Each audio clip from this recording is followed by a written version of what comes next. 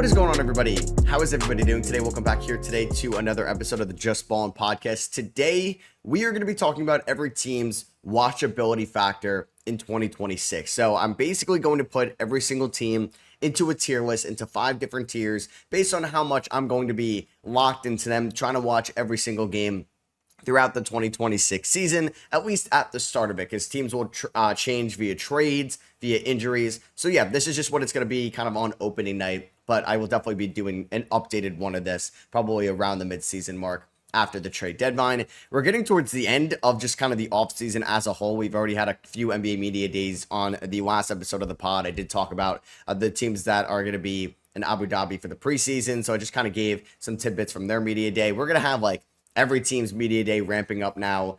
We're getting towards the end of the Kuminga quitting Grimes kind of, I guess, just, I don't know if it's like sweepstakes or just kind of like the situations going on over there. It looks like quitting Grimes and Philly is not going to agree on a contract, and he's going to go back to Philly on the qualifying offer. I still have no idea with Kuminga. Like, I want to say it's going to be a qualifying offer. I also could think it could be a 1-year deal worth like $15 million, but then Kuminga will waive his no trade clause with that. Like, that I think could be a little bit more likely, or whatever the qualifying offer is, plus like 5 or so million more. And also back to the Sixers, Jared McCain might miss like the first few weeks of the season with a finger injury, which was, I guess, kind of fun. Not funny, but there was like a picture that he was like lifting 2.5 pounds on a bench press for like a Sixers photo shoot. Obviously he wasn't. And then he like joked about it, like he's trying to get in. And then this happened. Obviously that's not funny. And it sucks because I feel like the Sixers are just still so unlucky as a team when it comes to their young players and them staying healthy, given that McCain missed a bunch of his rookie season. So hopefully he's going to be fine going forward. Hopefully it's not going to affect his shot. I know Anthony Simons had a similar injury at the start of the 2024 season. So we'll keep an eye on that. Let's get into the tier list today. And I'm going to go division by division so you guys can see the timestamps in the YouTube or audio description as well. We'll start off, maybe a division I don't normally start off with. We'll go Southeast first. We'll start off with the Orlando Magic. And here are the tiers. Basically have appointment television. Like, I am scheduling this game out 2 days in advance on my calendar, and gonna make sure I'm going to be locked in for that one. We will be seated. Like, I'm sitting down. That is like the game I want to watch, where you will be tuned in. League Pass Heroes. Maybe you don't think of them as like the best team going into the year. That could be the most entertaining watch, but I think they will end up being everybody's top tier League Pass team. Maybe like the Portland Trailblazers from last year, maybe the Cavs at one point as well. Matchup depending, like maybe I don't love the team, but if they're going up against the team I'm more interested in, I can now get myself interested in that team I'm watching. And then the bottom tier is still like a positive in a way. Like, it's not a priority. Like, I'm not going to be like fully locked into them at the start of the year. If I'm going to rank all 30 teams, like, they're going to be towards the bottom unless, and that could be maybe some drama. That could be a young player that is breaking out, like Jared McCain last year. The Sixers, especially when Embiid went down, were not a priority whatsoever. But then when I saw what Jared McCain was doing, that is when they became kind of appointment television, or we will be seated. So we're going to start off with the Orlando Magic, a team that is projected to be a top 4 seed in the Eastern Conference. They add Desmond Bane this offseason. Jalen Suggs is going to be healthy. For me to start off the year, I don't know if they're going to be appointment television just yet, because I want to see this offense be a top 20 offense. I know what they could be defensively. They haven't been a top 20 offensive team in terms of offensive rating since 2012. So I'm just going to say we will be seated, but there's a chance they could jump up to appointment television this year. I've mentioned too, if there's a team that I think could rival the Cavs as like the 1 seed in the regular season, it's not the Knicks, it's the Orlando Magic, because last year they still won 41 games with everybody being injured, them not being a good 3-point shooting team. Like, honestly, one of the worst 3-point shooting teams we have seen in like the Curry 3-point shooting era. So they will be better next year offensively, and I think they'll finally be a top 20 offensive team. Next up, we'll go to the Atlanta Hawks. I think we will be seated as well for the Atlanta Hawks to start off the season. I think for them, it's similar to the Orlando Magic. They can be a big riser in the Eastern Conference. Last year, they won around like 39, 40-ish games. They're going to get Jalen Johnson back healthy. I'm super excited for Reece Shea in year number 2 after what he did in the Eurobasket. We have Kristaps, we have Nickeil Alexander-Walker, we have Luke Kennard, we have Asa Newell. We have plenty of new Atlanta Hawks to watch this year. And I think I'm going to be seated on opening night, because I do want to see, is this team one legit, and will Trae Young be able to have a top tier season and lead this Atlanta Hawks team to maybe the 1 seed in the Eastern Conference, maybe the 2 seed. They have the talent. They have the spot in a wide open conference to do so. Like, they're not much like I do think Orlando is better, and I think they will be better. But hey, I could be wrong, and Atlanta could prove me wrong. And it really depends on how Trae Young is going to look. It's depending on Jalen Johnson and Kristaps Porzingis' health. And can Dyson be a little bit better of a three-point shooter? Can Reese Shea be a little bit better of a defender and a ball handler? So I think those two teams are probably the most entertaining teams in the Southeast Division, in my opinion. For the Miami Heat, I think just start off the season, they're matchup depending. I kind of know what the Miami Heat are at this point, especially now with Tyler Hero being injured, having like foot surgery. I believe it was foot surgery fairly recently. So he may miss like the first few weeks of the season as well. I mean, there's plenty of guys I'm interested in on the Heat. Kasperi Shakachonis, but I also don't know if he's going to be that much involved in the rotation on opening night. I'm excited about year 2 Kel'el Ware. I'm a little scared about year 2 Kel'el Ware because he has all the potential in the world to like take a leap. But there's just been weird tidbits coming out of the Heat camp this offseason. I'm excited about Bam. I'm excited about Norman Powell, who they acquired. Davion Mitchell as like a full-time, hopefully starter now for this team. And I think Wiggins will have a bounce back year. I think it really depends on the matchup. If there's like somebody in this tier with them that they're playing or not a priority unless, like I'm going to be more tuned into Magic Hawks than I will be to like Heat, Charlotte Hornets to start off the year. Now Hornets, I might throw them in League Pass Heroes because I'm excited about so many names on this Hornets team. Like I'm excited, even like Kalkbrenner and Musa Diabate, but it's more so LaMelo, Brandon Miller. At least like, is this team going to be the same old Charlotte Hornets that they've been from like 23, 24, 25? How is like Colin Sexton going to look? I'm really excited to watch Con Knipple and William McNeely out of the gate as well. Tidjane Salaün had some encouraging moments in the summer league. So I think there's a chance they're League Pass Heroes for me. They could also just end up being matchup depending. Yeah, because like, I don't know if I'm going to be like all the way. Like if the Heat are playing a team in League Pass Heroes, I can be locked in. I don't know if they would edge out like, yeah, the Hawks playing the Orlando Magic. So I actually might have the Hornets as matchup depending. Because if they're going to play like the Nuggets and it doesn't look like they're going to be a team that could be like frisky or just like a team that could be competitive in all these games to start off the year, I may be like more locked into like Lakers Cavs or something like that instead, obviously. But hey, there's a chance that could be TV2, Screen 3, something like that. I think they're going to be a matchup depending, but there's a chance I bump up Charlotte to League Pass Heroes at the end of this. And for the Washington Wizards, I mean, oh man, I think they're just not a priority right now unless the young core really shows something, right? If Trey Johnson is just like a bucket right away, if Alex Sarr is showcasing that he is taking strides offensively and what he did this offseason. But if it's a lot of like Marvin Bagley, CJ McCollum, Chris Middleton, I'm not really going to care too much about the Washington Wizards because I know those guys are not going to be on the team after the deadline, or even Corey Kispert as well. But if I'm seeing a lot of Bub Carrington, Keyshawn George, AJ Johnson, Cam Whitmore, those guys, then they are going to go up to maybe League Pass Heroes, or even we will be seated. It really depends on the young core. Same with like Charlotte. Like I'm excited about a lot of the names I mentioned. If I'm seeing a lot of Miles Bridges and like kind of those guys, I'm not really going to be too locked into them right now. So yeah, I'm going to say for the Southeast Division, I'm going to have the Magic and the Hawks, and we will be seated tier number 2.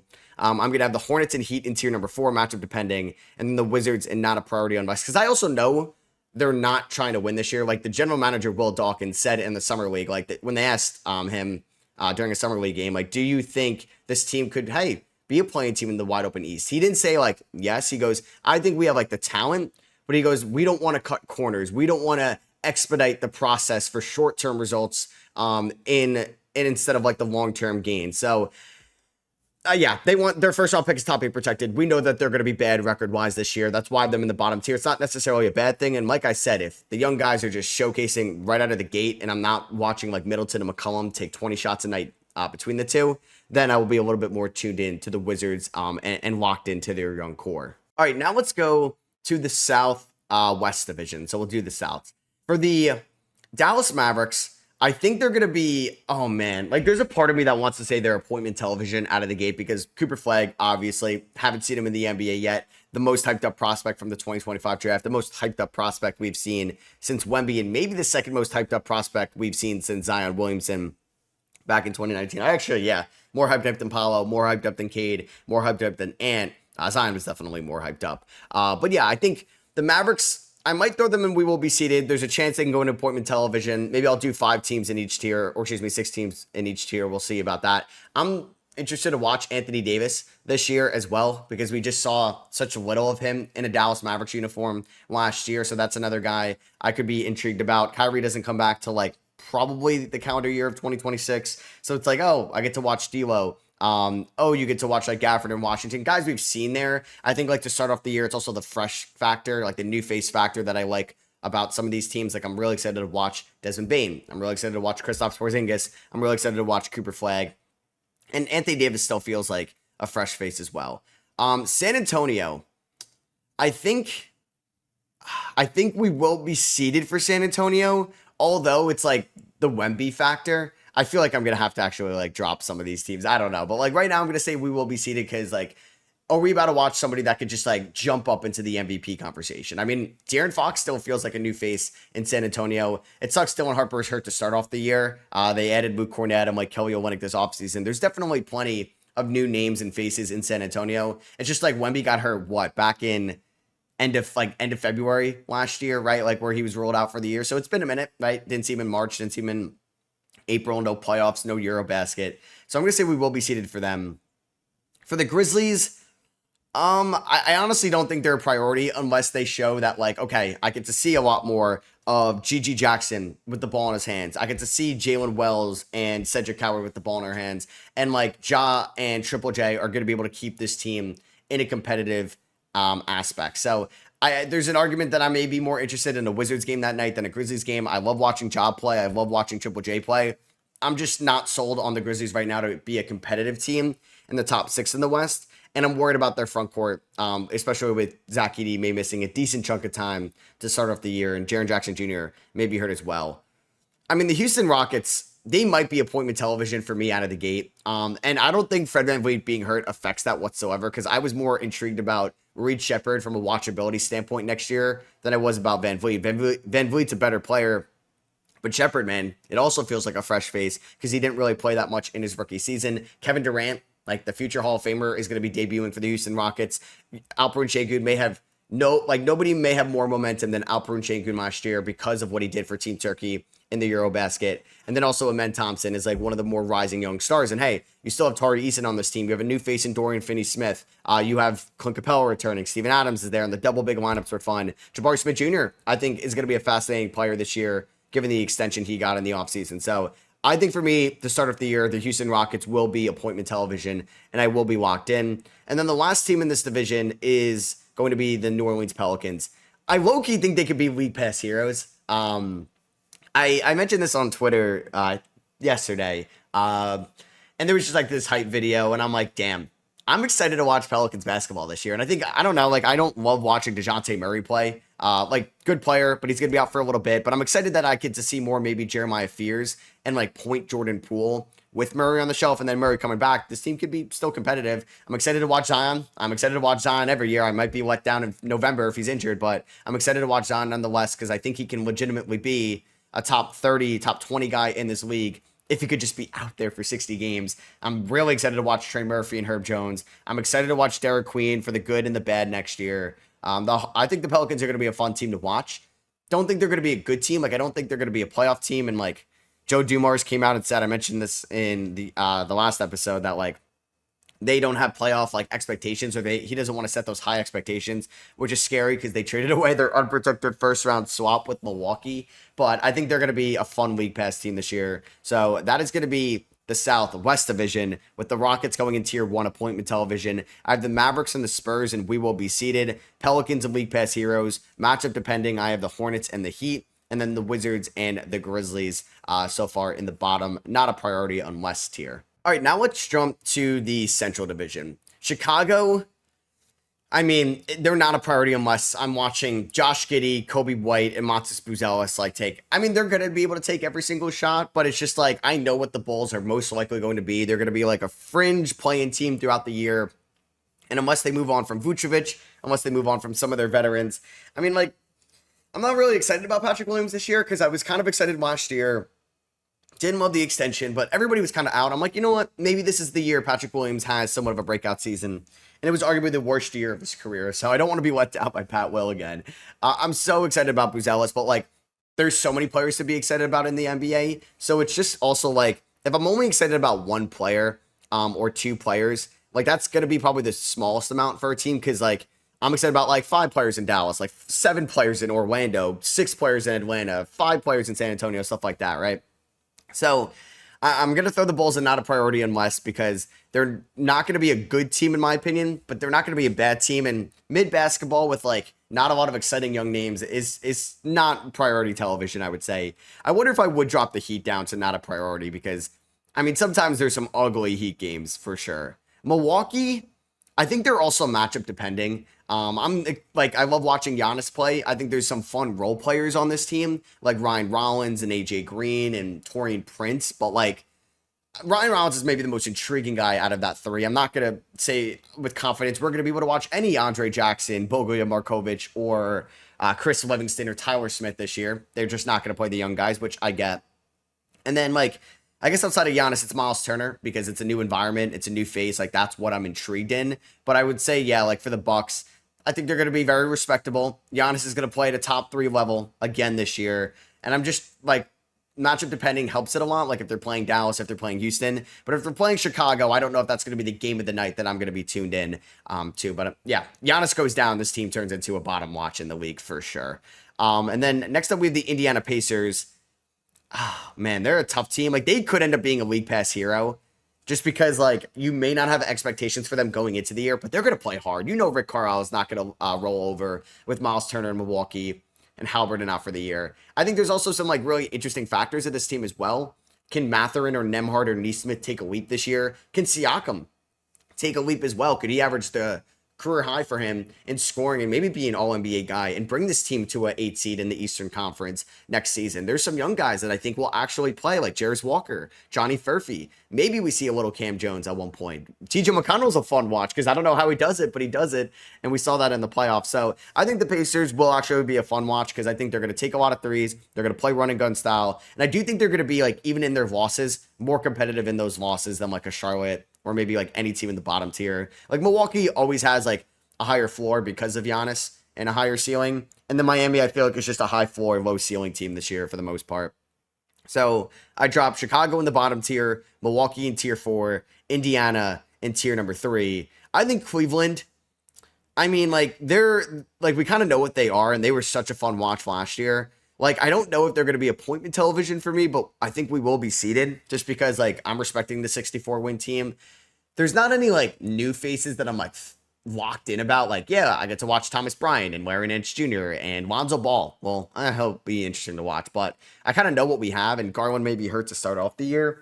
But like, I'm going to be looked into, is Donovan Mitchell going to replicate what he did last year?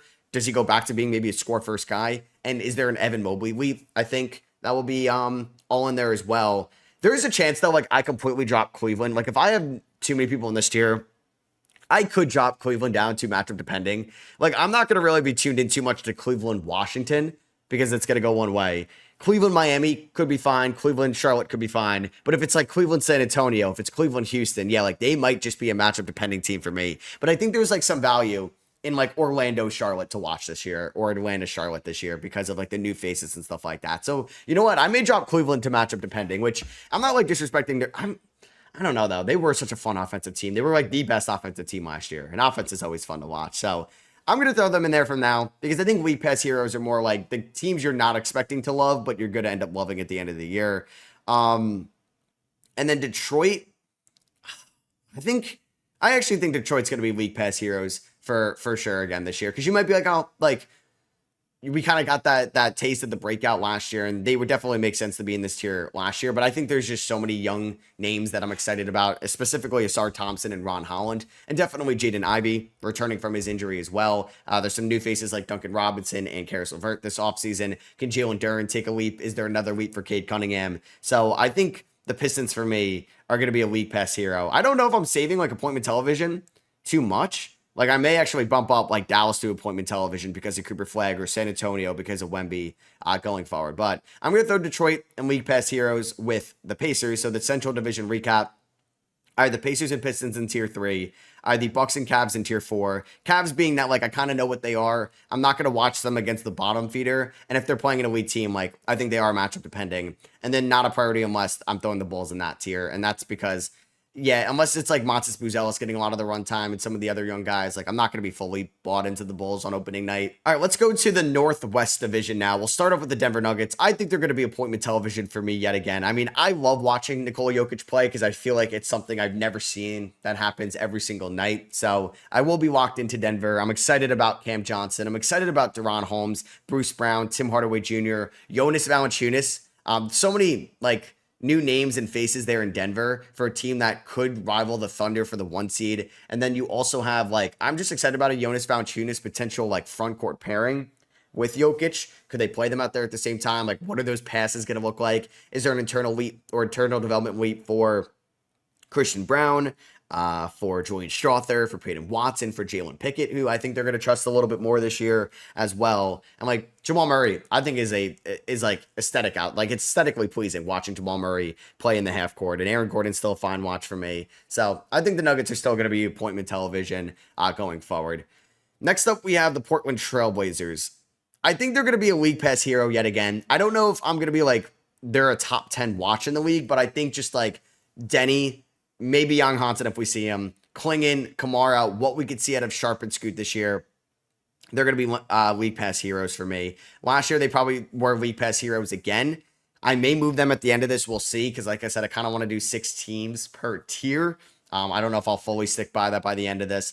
But yeah, if I'm seeing like a lot of Drew and Jeremy Grant, I don't think we're going to see Matisse Thybulle too much. Or Robert Williams this year. It's like those guys, like I can go. I'm more intrigued about the younger names there in Portland that I think have higher ceilings going forward. But I think we're going to see those young guys. I think the old guys will still be mixed in and make them competitive. So I had Denver in appointment television, and I had Portland in league pass heroes. Minnesota, like, I don't know if they're going to be appointment television for me, but I think we will be seated for Minnesota. I'm locked into Ant this year, and I think he's going to be one of my favorite watches. I don't know if we'll see much Rob Dillingham, but we should see more than last year. Same with Terrence Shannon Jr. Maybe we see a little bit of Baron J. I love watching Naz Reid play. I love watching Dante DiVincenzo play. Like, the guy is never sitting in the same spot. Randall, I can go without of. I've watched plenty of Julius Randle as an Knicks fan in my lifetime. I'm excited about McDaniels next year for sure. And how are they going to replace Naw? Is it going to be Clark? Is it going to be Terrence Shannon Jr.? I think we will be seated for Minnesota next year. So that tier's got 5 teams for me right now.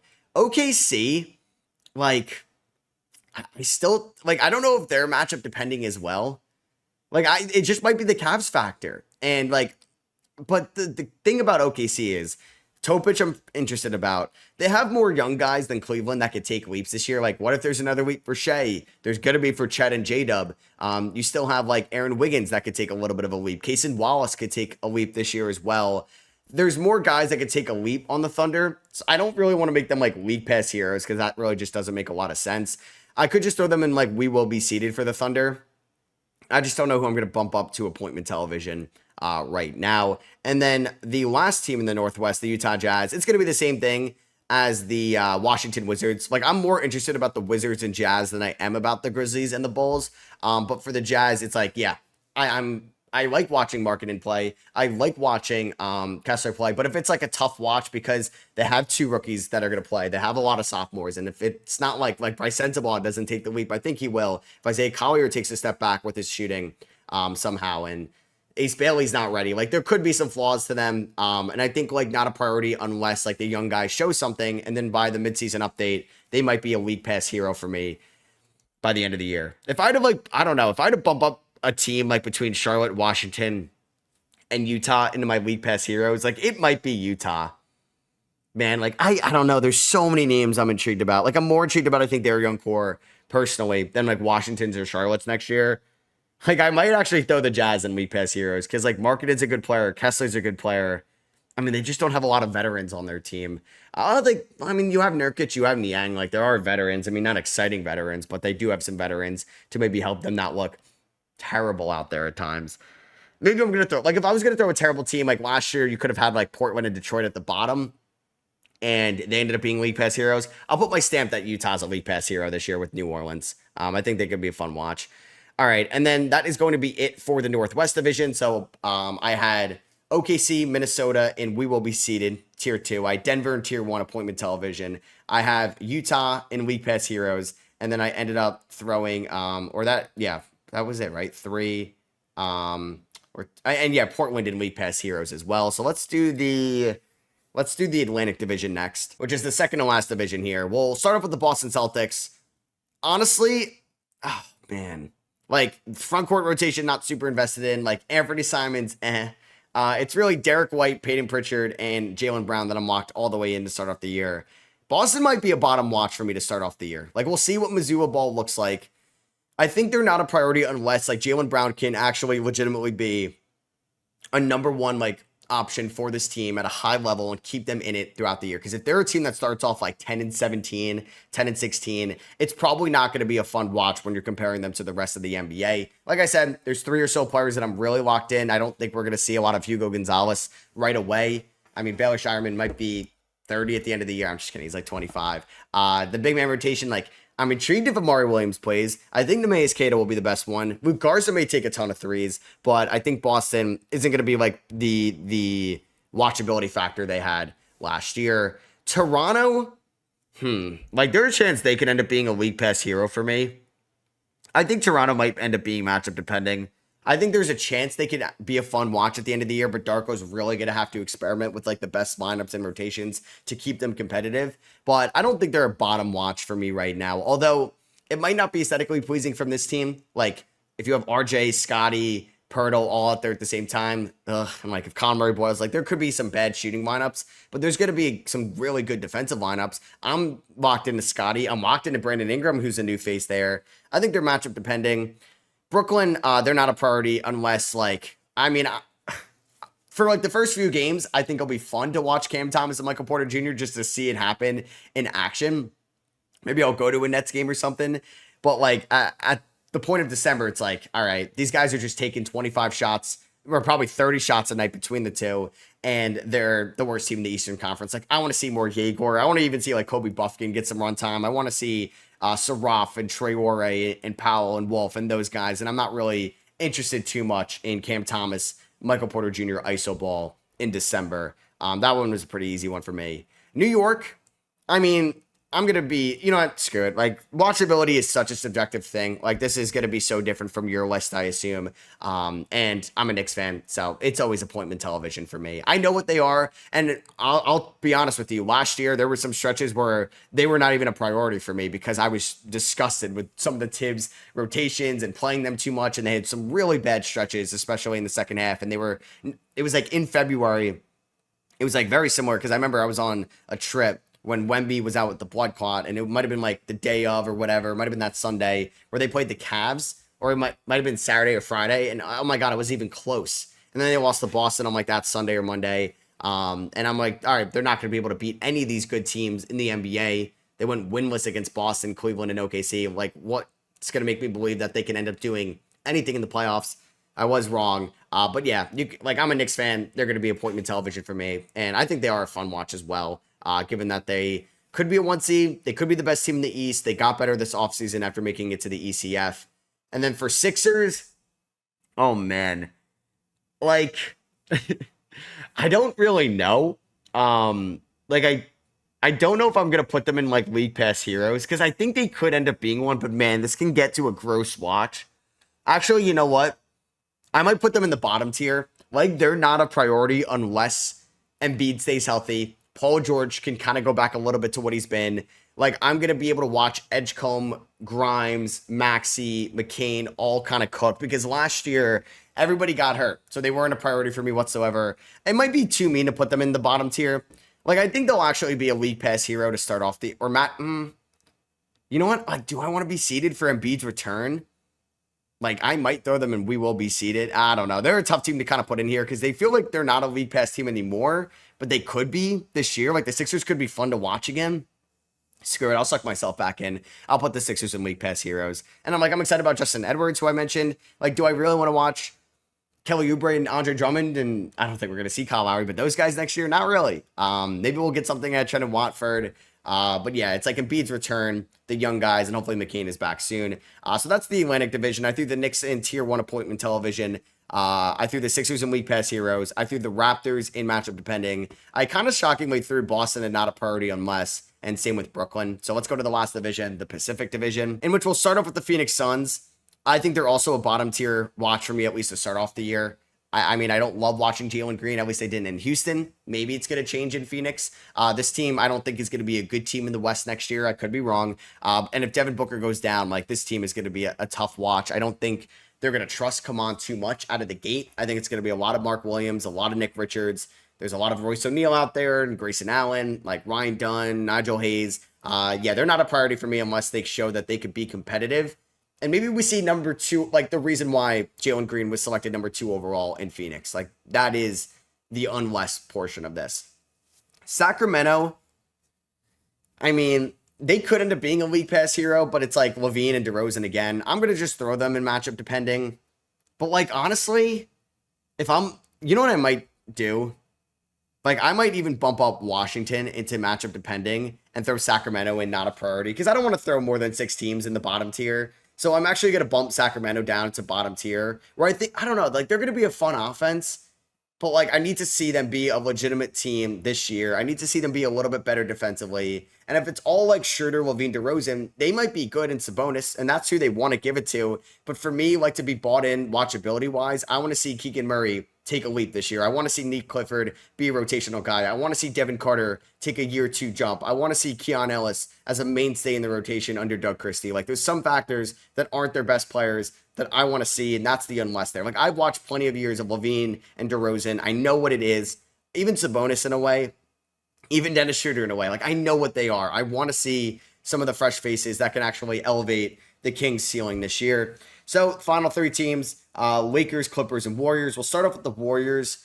I mean, I think they're going to, like, we will be seeded. Like, I love watching Steph play. This is kind of like the last dance for this team as well. Actually, no, I'm putting them in matchup depending. I really am. Because, like, at this point, like, I like watching Jimmy Butler. It's not appointment television for me.